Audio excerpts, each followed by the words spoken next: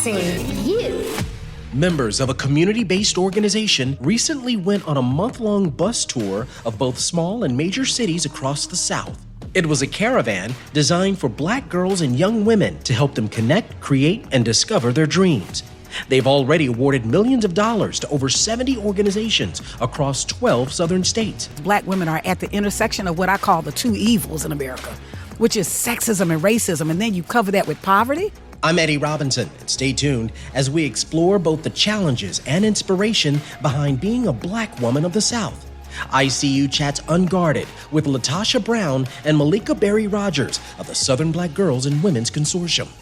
What lessons can we all learn and discover about our authentic selves, regardless of gender, age, race, or nationality? Oh yeah, I feel you. We hear you. I see you. Real hot girl.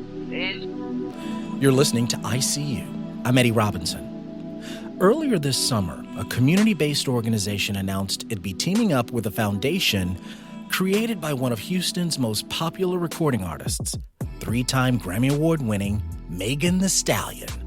The Southern Black Girls and Women's Consortium, according to their press release, is a community of Black women in philanthropy and activism that work to seek out fundraising and navigate grant-making efforts to channel greater resources towards organizations that are intentionally supporting and empowering Black girls and women in the South.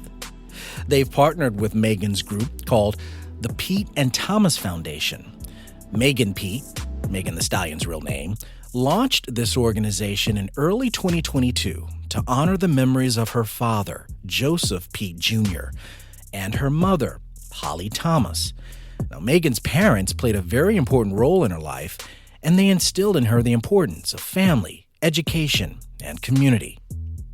Her mother died of brain cancer in March of 2019. Sadly, her grandmother passed away in that same month.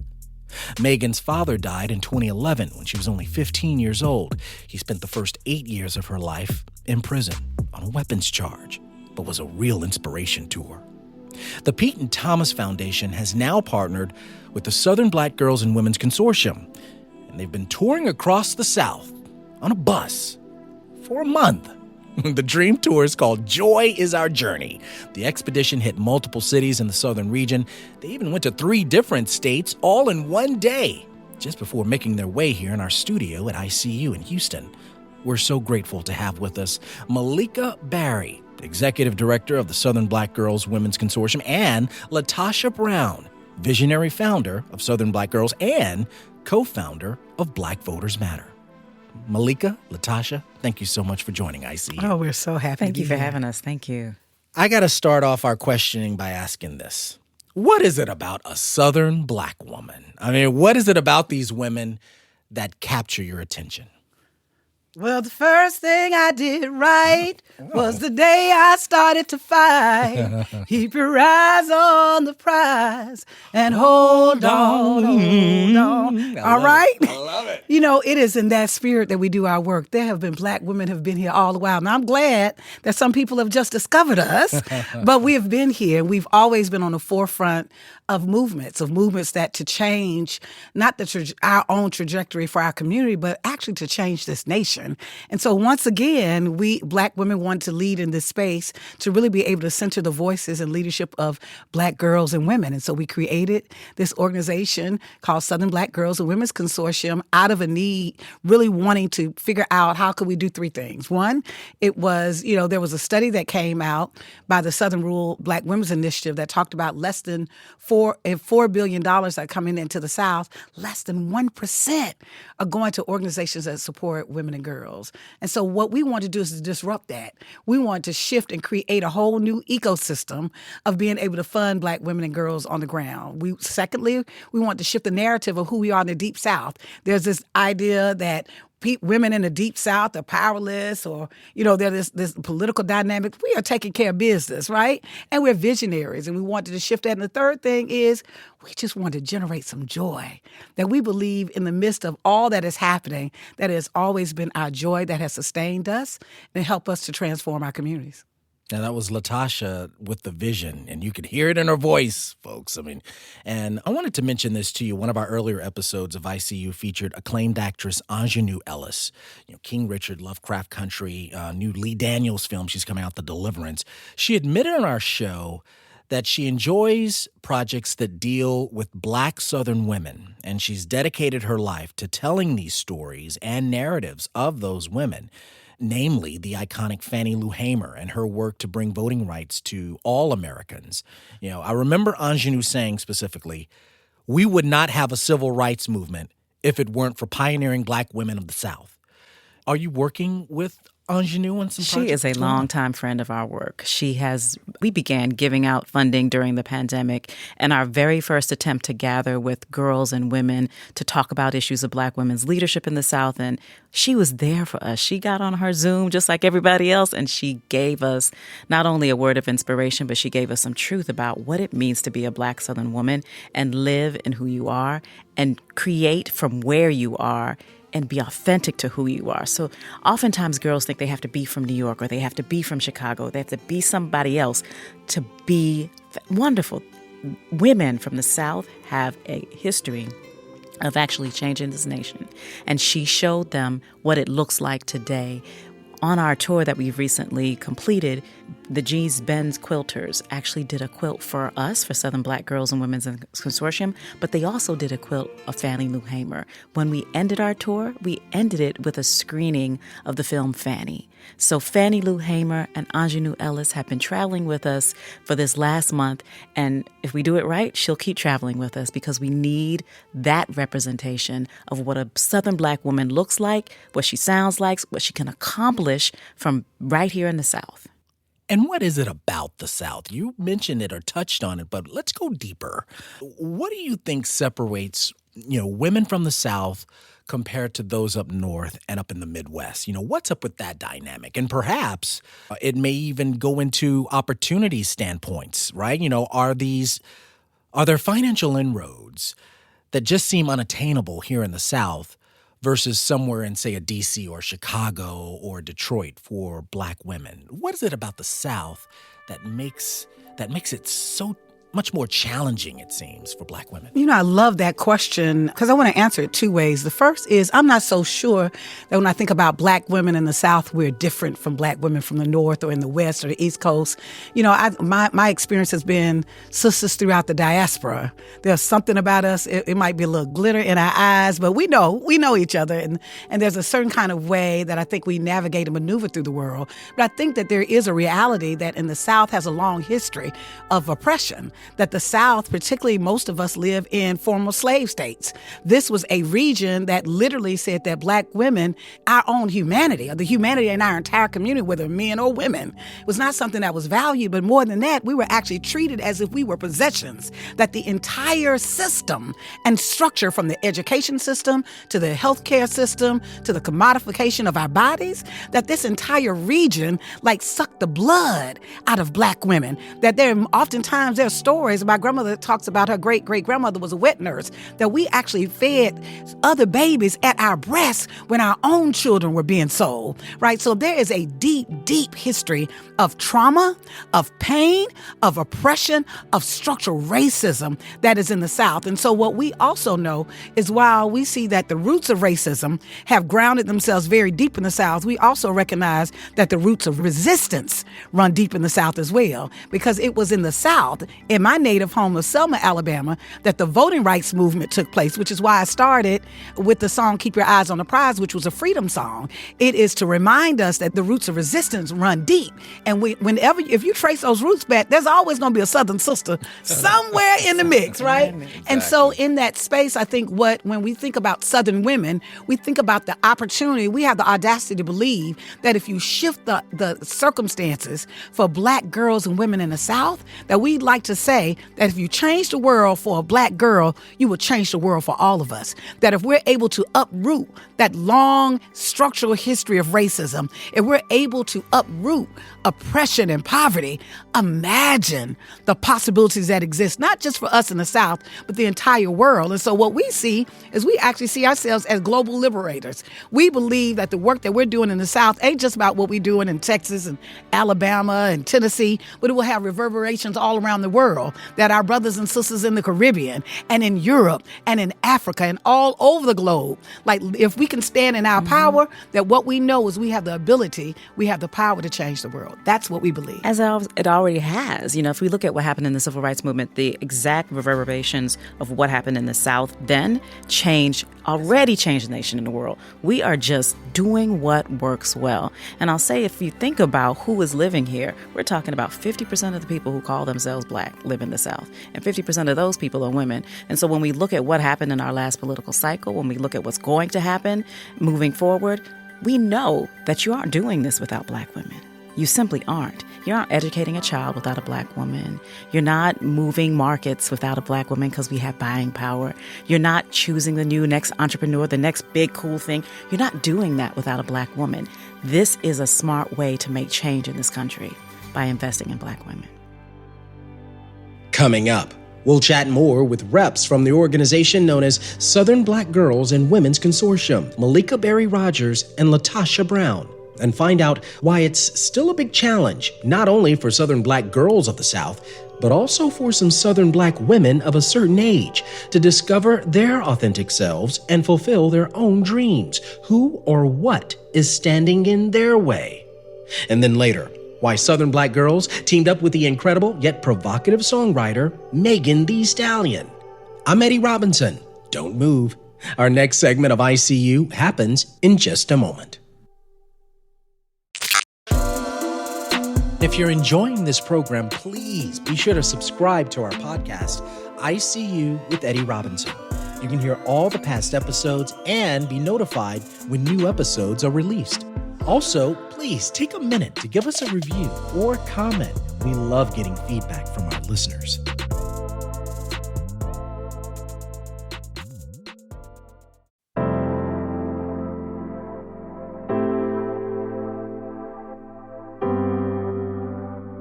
It's ICU. I'm Eddie Robinson, and we're speaking with Malika Berry, Executive Director of Southern Black Girls and Women's Consortium, and Latasha Brown. She's the visionary founder of the Southern Black Girls and yet co-founder of Black Voters Matter.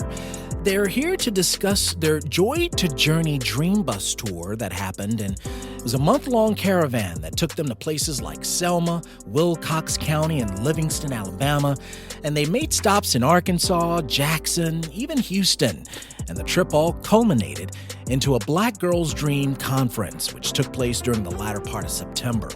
Now, all I've known all my life are Southern women. Women from the South are strong, they're extremely hardworking, straightforward, passionate, powerful, hospitable, but don't take advantage of them. They'll let you know. If you take care of them, they'll take care of you. And I think my mom, my grandmother, my aunts, my cousins, many of them prepare the best food. They love fellowship, they love spirituality. So take this moment to just kind of explain to our listeners, what is the Southern Black Girls and Women's Consortium? What is that all about? Latasha started us out with talking about this gap between the $5 million that have been invested by $1 billion that have been invested, but less than 1% of that has actually focused on Black girls and women.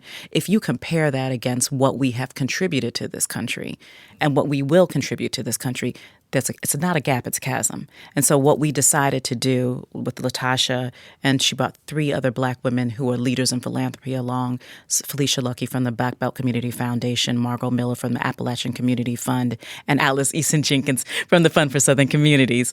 She brought the 3 of them together with herself to kind of not only understand that there was a missing piece here. We were unbalanced in ways that didn't make any sense in terms of what the need was and what the contribution was.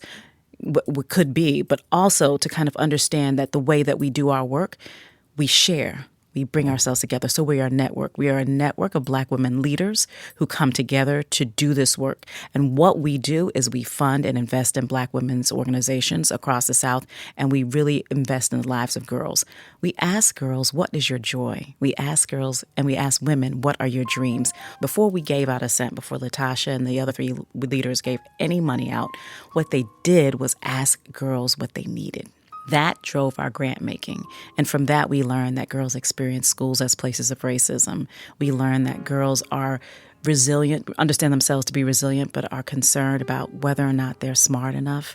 They are worried about their communities. So they are here, but they're worried about their economics, their household's economic standing. They're worried about their brothers and cousins and uncles and all the men in their lives. That's a lot of worry. We're talking about from 12 to 24-year-olds. That's a lot of worry. What they're missing, what they don't get, is their childhood. So what we decided to do was to fund those worries. We'll take care of those. We are women. We're adults. We can handle that. So we'll fund the capacity of Black women serving organizations to do that good work and return young girls' childhood back to them, because that's what they deserve. They don't deserve to worry about whether or not they're getting a good enough education. I'm a mother. I'm there to make sure that they get a good education. I make sure they get to school, but they get to go to school and have fun and be beautiful girls. They don't have to worry about all those things. So the consortium invests in the lives of Black girls and women. I often share this story around when we first got started. We took 18 months just to go around and listen, because oftentimes people don't want to even listen to Black women and Black girls. I remember hearing Beyonce and Serena Williams say that when they were pregnant in the hospital, even their doctors didn't want to listen to them. That has been a reoccurring occurrence that many of us experience in our community, that our own doctors won't even listen to us about our bodies, right? And so I'm raising that because I think it's really important for us to take the time to listen to Black girls and women, Black women. And so we did. We took that time to do that. And in one particular event that I always like to highlight, we were in New Orleans, and it was centered around hearing the girls. And the girls were sharing what their dreams were, and some of the adults that we allowed to sit in the room, like the mentors and the mamas, start butting in. And we were like, wait. They started taking over the conversation. We're like, wait. So one of the sisters who just kept jumping in, I pulled her out of the room and I said, listen, sister, we love that you're here, but we really want to hear from the girls. And she said, I know, I'm sorry. I don't mean to be disruptive, but I'm 41 years old and nobody has ever asked me my dream. And so I say that because many of us are walking around in spaces that we're bringing our gifts, our talents, and our skills to others, that we are serving in our jobs, we're serving our families, but nobody ever asks us, what, sister, is your dream? So we're going to do the work. We are asking each other, what are our dreams? And we are doing the work to try to create the environment so those dreams can manifest. These women of a certain age who have daughters that your work typically targets, why has it been so difficult for women in their 40s, their 50s, or even in their early 60s? Why has it been a challenge for these women to be their authentic selves and to see or even experience their own dreams come to life? I think sometimes we underestimate how hurtful and traumatic racism and sexism are. And I say that because Black women are at the intersection of what I call the two evils in America, which is sexism and racism. And then you cover that with poverty, that when you cover that, and then you cover that with the exploitation of our bodies and our work, to the extent that we had value, it was to the extent of how our bodies could serve, whether that's the exploitation of being out in the cotton fields or being even in our jobs every day. 68% of Black women are wage workers. When COVID happened, 100% of the job loss, women of color, right? So when we're looking at, we are Black women are leading. We are entering college more than any other constituency group in this country. Our voting turnout is greater than any other group in this country. When you look at around entrepreneurship, small businesses, or any other group in this country, and I tell people, test me out, go Google it, right? So we've got the receipts that that's what we're doing. So we're going to school, we're starting business, we're getting educated, we're literally doing we're following the rules. Then why in the world, economically, we have the worst health outcomes? We're at the bottom economically because something structurally is not literally giving us the opportunity or standing in the way to our opportunity as others. Because we're doing the stuff that America told us to do, right? Yeah. Yet we're not reaping the benefits because oftentimes we never reap the benefits, the full benefits of our own labor. I'll say when we were in Selma, to get to where we needed to be, we had to cross the Edmund Pettus Bridge, and we stopped for a moment just to be in that moment. Nice. Now, we traveled the South in a hot pink bus with pictures of pretty black babies on them. And they're beautiful cartoon faces, and it's gorgeous with moments of affirmations on them. And so it grabs attention. We are not subtle. We want everyone to know that when we park our bus in your community, we are here for you. But we parked our bus at the foot of the Edmund Pettus Bridge and I started a conversation with one of the young ladies that ran this souvenir shop there. And she asked about the bus, and then I asked her about what she sees in the souvenir shop. And she said, it's so important that you come here because there's just no opportunity. There's no opportunity. And I wish they had this when I was a girl, but my daughter needs it now. See, what she was telling us is that there isn't any economic opportunity. So even if she had a dream, she didn't quite know yet how to make it happen. But here we are with inspiring dreams and then money to back up that dream. Mm-hmm. That's huge. That's huge. And that's the work of this consortium. We don't just come and get you excited about something you possibly do and then we roll away on that pretty pink bus. We're leaving in community resources to make sure that happens. You know, we also believe that women, if we're going to change, we've got to change public policy. The bottom line, we have no belief that we can carry all of this. We don't have enough resources. $4 billion is a drop in the bucket, even if we got that, the $4 billion. The bottom line, it has to be long-term structural policy change that every single human being gets access to quality education. That if a woman gets up and go to work, she should be able to pay her bills. That our children all have access to quality education and health care. We should be able to have our basic needs met, but it is going to require women, Black women, it's going to require all people of goodwill, what I believe, to really have a vision that we put forward, that we're going to demand that this country and this nation serves our needs first. You're listening to ICU. I'm Eddie Robinson, and we're speaking with Malika Barry Rogers. She's the executive director of the Southern Black Girls and Women's Consortium, and LaTosha Brown, visionary founder of Southern Black Girls and co-founder of Black Voters Matter. They're here to discuss their Joy is Our Journey Dream Bus Tour, a month-long caravan that took them to places like Selma, Houston, Jackson, and the trip all culminated into a Black Girls Dream Conference, which took place in Birmingham during the latter part of September.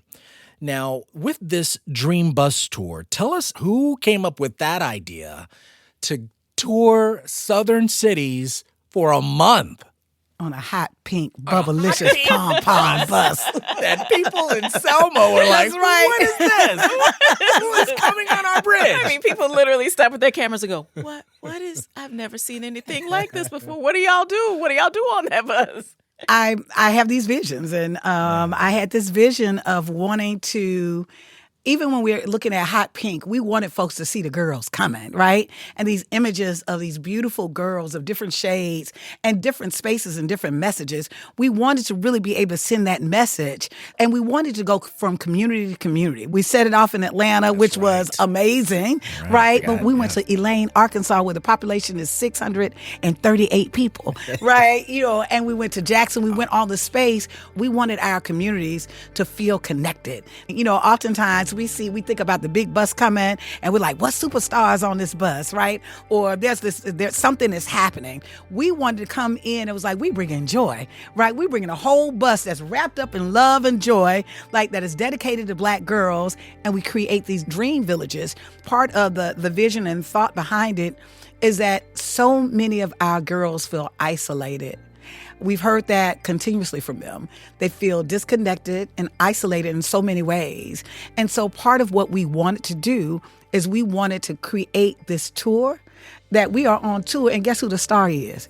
Y'all are the stars, that the girls are the stars.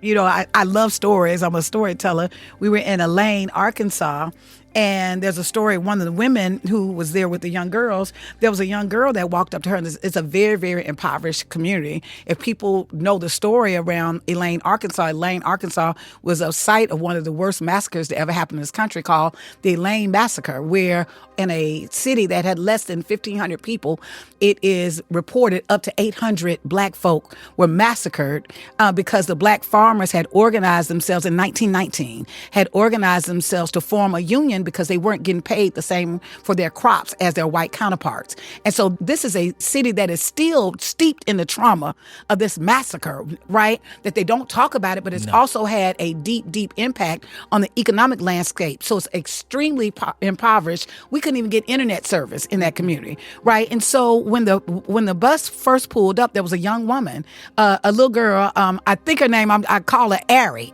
and she was 7 years old, and she pulled up, and we were setting up the tent. We were setting up the dream piece, and she asked one of the women, she said, "What y'all selling? Because I don't know what y'all selling because I ain't got no money. And my mama ain't got no money. And my sister ain't got no money." She just went down the list, right, of saying, well, we ain't got no money because we ain't selling nothing. And so one of the organizers said, "No, baby, we doing this for you." She's like, "You doing it for me? I ain't got to pay nothing." She said, "No, you ain't got to pay nothing." And she said, "Well, what if I want to go over there and paint?" She was like, "You ain't got to pay that." "Well, what if I want to get some food?" "You don't have to pay anything." She said, "Well, why y'all doing this?" She said, "It's for you." Now, a few minutes later, she said, "Hold on." She went and got her a crew and brought them back, and they all participated. And then she said, "We want to see that bus." So they went and they got on the bus. She went on the bus. She got on the bus for her little cousin. And as they were getting off, she said, "Well, I'm going to have one of these buses when I grow up. Matter of fact, I'm going to have 15 buses." That's what transformation looks like. This child that thought she couldn't even come to a festival that was created for her because she didn't have any money. It wasn't even an hour later where this child said, "Not only I'm going to have this big fancy bus, but I'm going to have 15 buses," because we want to show the possibilities to our community. One, we want to affirm that they are valuable. We want to center black girls, which is why we got these big old beautiful big-eyed black girls with bubble gum on our bus, because we want them to see themselves, right? But we also come in excellence because we want our kids to feel what they are valued. There are people that treat our communities and treat our children like they're not worthy of anything because they don't have any money, because they are from the Deep South. No, we take the same kind of spirit and energy and excellence that we take a big city like Atlanta, we take that to Elaine, Arkansas, because every single child, we don't care where you are, if you're in the Deep South, if you live on a dirt road, that at the end of the day, God don't make no junk. You, in fact, have value. And it seems like it's deep-seated, right? I mean, here you have a child from Arkansas saying, "What are y'all selling?" But she's thinking, "What are y'all trying to steal from us?" Or, "If you're giving me something for free, I'll know I have to pay it back to you sooner or later." Exactly. Isn't that the system? Isn't that how it works? They don't need an instruction sheet. They know how the system works, right? That's right. They know exactly what that is. But what Latasha just shared with you, and what we see over and over and over again as we've done this tour, is it takes a couple of hours to set a vision for what is possible for my life that is beyond this moment that I'm sitting in. That takes only a couple of hours. And that is a lifetime. That's transformation. And it cost us some glitter and some eyelashes and face paint. And that changes a life. That's what we're doing. It looks like a lot of fun. And let's be clear, the tour has been an incredible amount of fun. We've absolutely enjoyed doing this in the last month. But what we've absolutely learned to do is to set an intention for their lives that we can't take away from them. That's theirs now. Your tour hit Jackson, Mississippi. What was it like there? This city has gone through so much and is now even, with the water crisis with Mississippi officials, and they're continuing to grapple with this. And for so many African-American women and young girls, seeing that bus, I'm sure, was a breath of fresh air and much needed motivation for the residents of Jackson. What we decided to do in Jackson was actually not take this village. We called our community partners. So I'm going to take a step back before I take a step forward and say we've been invited to every community that we've gone to because we, as we've mentioned several times, we are a consortium, a network of women who lead this work. And so the women who lead this work in their communities say, "Come to us. We're ready. We'll plan with you. We'll show you what needs to happen in our community and what's valuable." And so when we got to the place where the water crisis was at its peak, our partner there said, there's a better use of our resources here. And so we shifted pretty quickly in Jackson, and we did a water donation drive. So we didn't do any of the bouncy houses and the eyelashes and the face painting, but what we did was porta potties and hand washing, hand sanitizers, meals, Sunday dinner, and water. We distributed, was it over 8,000 bottles of water, gave 300 hot plates of Sunday dinner, and we had a DJ because we also wanted to do it in the space and in the spirit of having joy and having fun. So it's not just that we're doing the fun, the arts and culture, this journey, but we also are doing this journey to STEM. So right on the spot, we're actually using cosmetic chemistry with the kids, where we're teaching them how to make lip balm, how they're making bath bombs on the spot. We have a vision board process that we're doing. We actually have an area called Mamas and Mentors for the sisters, for the grown women that feel like their dream was deferred because maybe they had children, they grew a family, or they went to work too early. We like, nah, sister, it ain't too late for your black girl dream to come true either.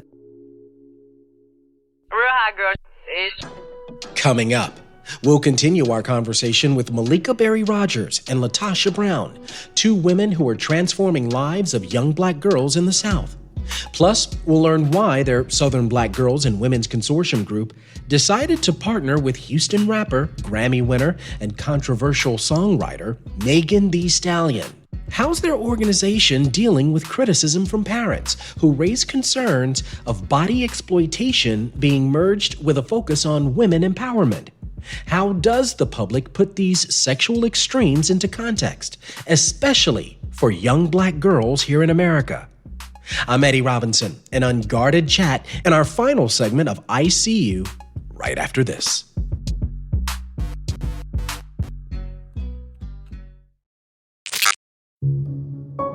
If you're enjoying this program, please be sure to subscribe to our podcast, I See You with Eddie Robinson. You can hear all the past episodes and be notified when new episodes are released.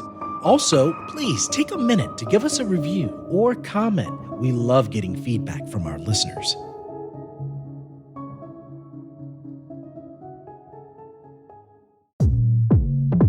I don't care if these don't like me, because, like, I'm pretty as... You're listening to I See You. I'm Eddie Robinson. We're speaking with Malika Berry Rogers. She's the executive director of the Southern Black Girls and Women's Consortium, and Latasha Brown, the visionary founder of Southern Black Girls and co-founder of Black Voters Matter. Together, these two women are responsible for leading a bus entourage that traveled to several cities across the southern region around the early part of September.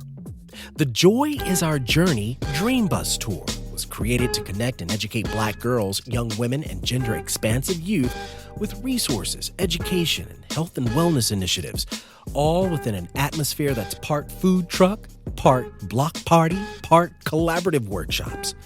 Their organization partnered with Megan Thee Stallion's Pete and Thomas Foundation. Now, Megan's foundation provides scholarships, school supplies, and resources to those in need, primarily raising awareness around campaigns that deal with housing and mental health and education and community. Megan, the 3-time Grammy Award winner, graduated in December of 2021 with a Bachelor of Science in Health Administration from Texas Southern University, an HBCU in Houston's 3rd Ward. So what was the purpose with partnering with the Pete and Thomas Foundation, Megan Thee Stallion's foundation? So part of the reason why we wanted to partner together is because we had an aligned interest that Megan Thee Stallion is very interested in mental health and healing. You know, this has been a challenging period, and she's been open about this for herself. This is a sister that lost her mother, who had been her manager. This was her best friend. And in the same year, I think it was very, very soon right after, she lost her grandmother. She's lost her father. You know, it's been a very challenging moment at the height of her career. Like, this is the moment that you would want those that are closest to you to be around you. And so that's been really challenging for her. But this is also a sister that not only is she at the top of her rap game and has won 3 Grammys, but she's also literally at the height of her career, where she, in the midst of that, she graduated from college. Like, all those things that people say, you shouldn't do that. That's not, you should just focus on your career. And so in all of that, part of what she has lifted up as a core issue for her is around mental health and wellness, right? Because Because things can look great on the outside, but we still got to deal with life, the real life situations. And so out of that, we partnered because part of what we want to do as well is make sure that we're addressing the mental health needs of our children and of the women in our community. And so one of the efforts, one of the offerings during our Dream Villages is centered around mental health and healing. The girls have really been very clear with us that self-care and mental health is an important issue to them. We give them an option to kind of, as we teach philanthropy, if you will, we give them an option to give away their own Black Girl Joy Award and select their grantee. And to a person, unanimously, every girl voted for an organization of Black girls that actually provided mental health to other Black girls because they understand that that is important. And so when the Pete and Thomas Foundation came to us, we absolutely recognized the alignment between what our girls were telling us and what Megan needed in her own life. And we knew that they would be able to speak to each other in a way that's more authentic and unique than anybody else could speak to them. And that's so resounding because she's part of pop culture, right? And you run into, I don't know if you do you run into those parents or those who say, you know what, I applaud your efforts, I know what you're doing and it's fantastic, but that's Megan Thee Stallion, the image, the personality, the entertainer part. You know, I think that's what concerns a lot of parents, right? There's a dichotomy that's going on where you have a woman who celebrates her body and then uses it to get what she wants. Granted, if a young woman only aspires to be a part of that entertainer portion of Megan and wants to basically just twerk all her life and may not find the community giving aspect attractive, who's accountable in that? You know, I think that's a really good question because I think that's part of what the issue is. We have the right to have the full human experience like everybody else, right? What me twerking got to do with who I am as a human being or who I am as a nurturer or who I am as a survivor? We saying we want Black women to be free to who they are and the fullness of who they are in the different aspects. We're saying that at the end of the day, like we are all Southern Black women and we show up differently. And that is okay. Some of us are the ones that we're going to lead the usher board. And I need that sister. Mm-hmm. I need Sister Mary at that usher board telling me that you're not going to sit on this front row. You better you're going to sit on that back row today, baby. Right? I need that sister who is literally showing up every day, that is literally making her money, how she need to make her money on the rapping, whatever it is she got to rap about. I need that sister. I need that sister literally who is standing on the corner to survive because everything in her wants to give up because she doesn't think that she has value because she was a sister that was raped when she was 7 years old and nobody really understands why she's standing in that space. I need her, right? And she is valuable to me. And so I think that when we shift our perspective to stop creating this kind of judgment that something about us is wrong and that we can honor the divine within all of us, that part of us that can't nobody take away, that part that makes our fingerprint, that part that makes us uniquely who we are, that's what we're speaking to. And while we are centering Black women and Black girls, that's not at the exclusion of anybody. At our events, we've had children from different races. Matter of fact, at one of our events in Alabama, in Alabama's Black Belt, I think the dance contest was won by this little 6-year-old white boy who was getting down, right? Because he also recognized that we recognize the humanity in him. Mm-hmm. That at the end of the day, for us to own our humanity allows us the space to acknowledge and celebrate the humanity of everybody. We talked earlier about the narrative shift, and we talked about how we punish some girls for who they show up as and prize other girls for who they show up as. That can't be anymore because both of those girls are going to grow up to be beautiful Black women. We want every one of our girls to be able to state exactly who she is, to be exactly who she is, and to have her humanity affirmed because of who she is, not because of how she does anything. I'm curious, and Latasha, we'll start with you. What's your journey? What's your narrative? You know, what has inspired you the most in taking part in this movement for Black girls and women? Was there something in your life that triggered your involvement? You know, what's your narrative? Go. I have a grandmother who was born in 1910 named Nellie Gamble, who was born in Orville, Alabama, 3 generations removed from slavery. And this is a woman that the majority of her life, she was unable to vote. This was a woman that never learned how to drive. This was a woman that at the age of 15, she had to marry my grandfather because my grandfather's family owned land. He was half white and they owned land. And her family were so poor that her grandmother encouraged her to go on and get married so she could have some security. This is a woman that her entire life, she would tell me all she wanted to do is be a school teacher. But she had to drop out of school after 11th grade and get married so she could survive. This is a woman that taught me how to read at the age of 3.5. I was almost 4 and I knew how to read. This was a woman who took care of and birthed 11 children and worked at a restaurant where everybody called her mama until the new owner came in and actually referred to her as a girl and shut the whole restaurant down. They shut the whole restaurant down. This is a woman, I raised that because it is that story in her life that at the end of the day, I remember coming in a room and my grandmother would be praying. I would say, me and my brother, I would say, Mama, what you doing? She said, I'm storing up prayers for my children in heaven. And I was like, my goodness, so you can store some prayers in heaven? And perhaps I'm living off those prayers right now. Matter of fact, I believe I am. I'm raising that because that woman, right, as much as she was able to accomplish, because I see myself as part of her legacy, a part of her seed, that perhaps what would have happened if she had been able to have the resources that she would have been able to finish school, that she would have been able to go to college, that she would have been able to have a job and cook for herself, right, and not be treated or demeaned as a 68-year-old woman being called a girl. What if she had had all of those things? My dream and my vision and my journey is how can I create a world? I know what my mission is. My purpose, and I believe that God has put me in this purpose. How can I use my gifts and skills and talents to open up the opportunity for those behind me, those that are with me, those are ahead of me, so that I can create a world that the Nelly Gambles that are coming up, that they have every single opportunity to be in this fullness of who they are as Black women and Black girls in this world. Love that. Malika, what's your name? What inspired you to get into this work? I'm an armchair historian. Like, I was not a history major, nothing like that. I just read everything, and I found myself consistently drawn to the stories of Southern Black women like me. And when you grow up and you have a sense that I feel different, and I can recognize myself in those books and those women.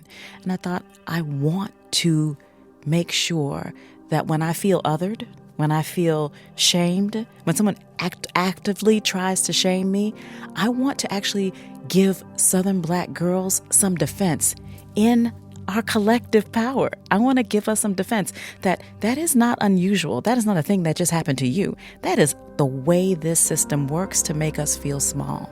Our voices together are powerful. When there is power that is not sanctioned, people try to stop it and quiet it. And this won't be quiet, right? This won't be quiet. We never have been quiet. Black women have never been quiet. Southern Black women.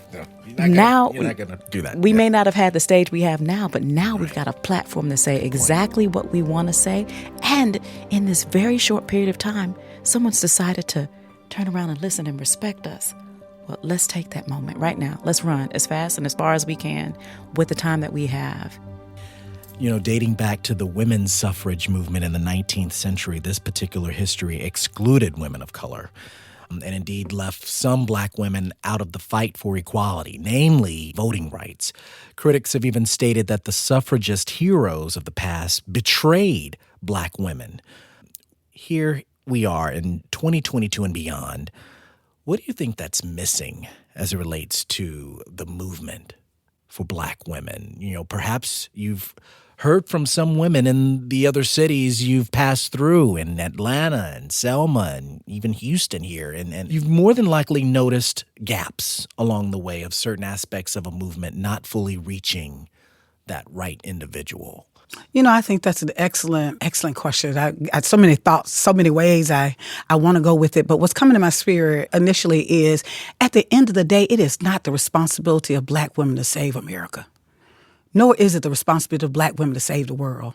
In many ways, there is this kind of burden that has been placed on us, even in the women's suffrage movement. In the women's suffrage movement, we showed up and we were a part of it because we knew how important democracy. But it was 50 years later, right? Matter of fact, even at the women's suffrage movement, at the march itself, we were asked, standing with our white sisters, we were asked to actually go to the back of the line, although we had been leading the work. And if you know anything historically, you know that the women's suffrage movement came actually out of the abolitionist movement, right? And so Black women have always been a part of movement and change because ultimately I do believe that we're on the vanguard of transformation because we do uniquely stand at the intersection of sexism and racism. You know, when I think about what's missing, and it's challenging for me to say this because I'm not a person that I believe that money is going to solve all problems, right?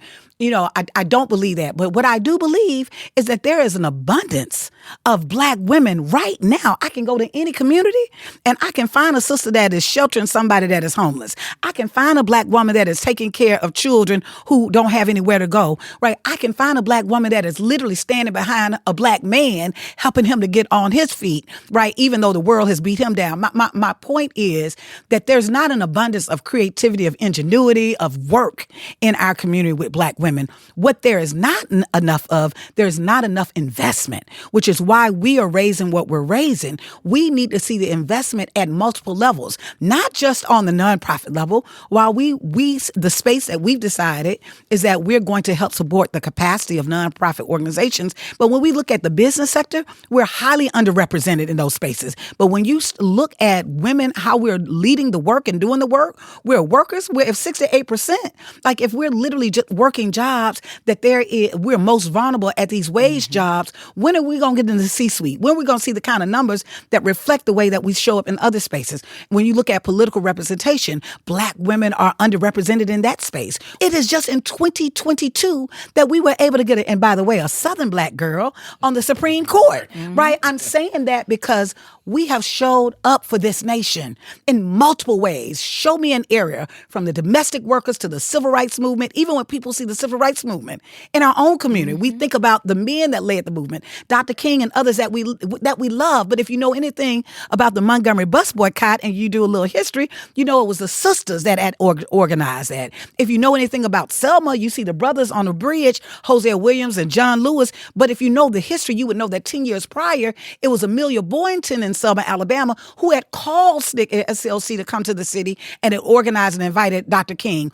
I'm raising that because I think it's important for us to know that there's not a shortage of energy, of education, of Black women in the South. What we have seen a dire shortage of is the kind of investment and resources that match our contributions. If we solve that, then let's talk about some other stuff. Well, what are those roadblocks? Why can't there be more of that? When we considered starting this, we actually literally poured the cup out and said, we don't want even a process that doesn't serve us. When we say girl-centered philanthropy, it's not only centered in the way that we deliver the programs or projects or grant money to the nonprofit organizations, but we talked literally about every process that made sense up until that part. Every portion of our work is designed and created, led by a Black woman. Our evaluations, our photographs, our bus tour, everything is designed by a Black woman. And one of the things that's important in that is that we are creating processes where we see each other and we are important to each other. What are some instances, if you can kind of think back with the bus tour and even the initiatives that you've had in the past, you've had to step back and sort of reimagine how to grapple with or deal with that certain aspect of that movement? Issues that you've come across that forced you to reimagine something, to reimagine, okay, this is not how we need to look at this. Let's take a step back and move on another direction. What initially comes to mind to me is around our processes, that when we're working a process and we see that the process is not working, we come back to the table and we literally shift what that looks like. And I think a key part of that is around our grant making. That part of the way that philanthropy has approached grant making is that, sometimes there's some person sitting up in an office, a fancy office, they're good with words, and they put together this idea, this concept, and now those communities got to prove to them why they're worthy enough to get those resources. And there's a power dynamic. We do the actual opposite. We don't even call our groups that we work with, we approach them as if they're partners. We're coming to you like, we believe that you're already doing the work. Let's figure out where there's an alignment that the work that you're doing and the stuff that we want to help, that we can actually support and build this together. And the way that we approach is, instead of someone who's disconnected from the work, make a decision, we create what is called wisdom circles. So we have women who are in communities, who are embedded in communities, have a wealth of experience that volunteer and serve on these wisdom councils so that in our grant-making process, it's not just a decision that's being made by someone who's disconnected from the work, but there are people on the ground embedded in these communities are actually making the decision because we believe that's a more self-determination model. Last question to the both of you, and Malika, we'll start with you first. Of all that you've accomplished out of life, of all that you've achieved, what have you learned about yourself? What life lessons have you learned about yourself thus far? That's a big question, right? I am learning that it is far more important for me to stand up in my own power because I have to stand for Black women at this moment, and I can't step back. Right? It's really important for me to stand up and use my voice because sometimes not every woman has a chance to sit at this microphone, but I have this chance, so I have to do it properly and do it well. So I'm learning to stand in my own power for myself and for all the other women who need this space because that $100 million isn't coming if we're not doing our work, and we're going to do our work. LaTosha, of all that you've accomplished, even your life's work, what is it that you've learned about yourself, your life lesson that you've learned about yourself thus far? You know, I think there's two things that popped up to mind for me. The first came up is I learned that life is not a destination, it's a journey. And I want to take a whole lot of things in my bag with me on my journey. Sometimes I take anger, sometimes I take disappointment, sometimes I take vulnerability, but I want to take joy. I want to take joy on my journey with me.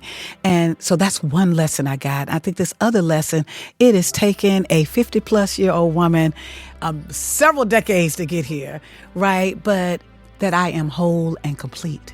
There's nothing left to do but be. And I say that because there's this belief in our community, even among ourselves as Black women, and I'm guilty of it. I go in and out of it oftentimes, that it's what we do, that we're defined about what we do. Right? That's our value. Our value is about what I'm doing instead of who I'm being. And I take the good, the bad, and all of it. There's nothing wrong with me. There's no deficiency, right? My skin ain't too dark.